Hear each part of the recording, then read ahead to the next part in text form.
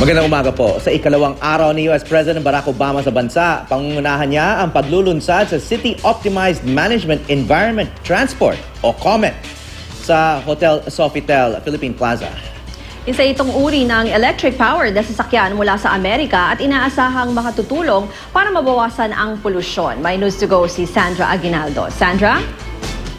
Yes, Happy Ruth, narito nga ako ngayon sa Hotel Sofitel at merong isang tent na sinet up sa labas ng hotel doon sa may parking kung saan nga naka-display ngayon itong COMET, yung City Optimized Managed Electric Transport o tinatawag din na e-jeep ng ilan. Dahil ito ay hawig sa jeep natin pero yun nga ito ay electric. At may mga ilang pagkakaiba gaya ng yung pintuan niya ay nasa gilid at pwede kang tumayo sa loob.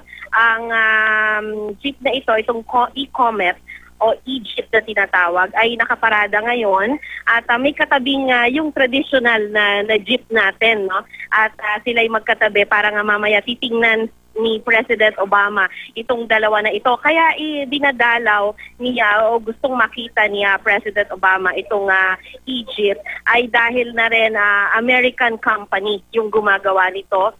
Yung Global Electric Transportation. At ito daw ay medium scale enterprise ng American company na ito dito sa Pilipinas. At potentially ay pwedeng maging malaking venture ito dahil pati daw sa ibang bansa ay nagkakaroon na ng mga pag-i-inquire kung paano sila makakakuha ng ganitong sasakyan. Ma-describe ko lamang, maaga kami na pinatayo dito kasama ang mga foreign media na kasama sa party ni President Obama pero siya mismo ay iniintay pa lamang. At katabi po nitong tent, parada na dito yung kanyang limousine, yung tinatawag na The Beast.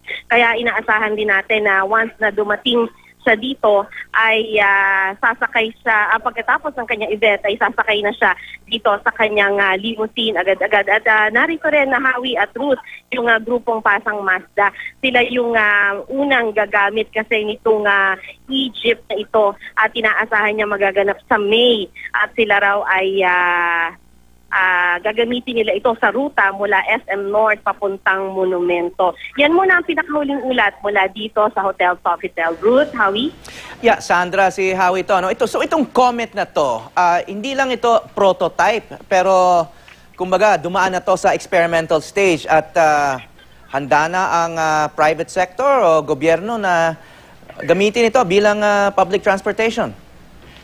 Yes, Hawi, ang sinasabi sa atin ng grupong Pasang Mazda ay sila ay nakipag-usap na sa LTO kaugnay nito at ang sinasabi nila ay in place na yung mga necessary permit para dito at ito raw ay para sa kanilang grupo ang gagawin nila ay parang replacement system kung ikaw ay jeepney driver, ikaw ay mapapasailalim sa isang operator at yung jeepney mo tatanggalin sa kalsada, papalitan ng COMET. At ang sinasabi niya ay mas maganda raw ito dahil potentially pwedeng maging mas mababa yung pamasahe dahil hindi siya gagamit ng fuel kundi electric nga ito. Ito charge lamang ito doon sa isang terminal na pag-aari ng isang operator, Hawi.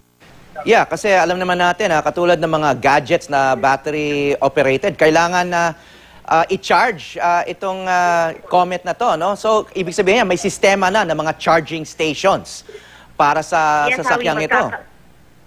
Yes, Hawi, magkakaroon daw ng mga terminal, So, hindi ito yung parang jeep, na pag-aari ng isang tao na iuwi niya sa bahay na parang nangyayari sa mga drivers natin ngayon. Kundi meron talagang operator ito, magkakaroon daw ng sistema kung saan talagang meron siyang designated na babaan at sakayan. At saka pala, Hawi, electronic din, hindi ka na yung magbabayad ng barya, kundi meron na rin, meron din itong kasama na parang ATM card, na isuswipe mo or ididikit mo, sa isang gadget din na mababasa niya yung binayad mo, Parang gano'n, Hawi. So medyo mas high-tech ito pero sinasabi ng Pasang Mazda na siya ang unang gagamit ito na kahit high-tech tingin daw nila pwedeng ipampalit ito sa jeepney natin. At Hawi, maidagdag ko lang dahil cultural icon nga rin itong ating jeep, ay pwede rin daw lagyan ng dekorasyon ng gagamit nito, no? Pwedeng lagyan ng yung mga katas ng Saudi o gusto nila lagyan ng kabayo sa harapan.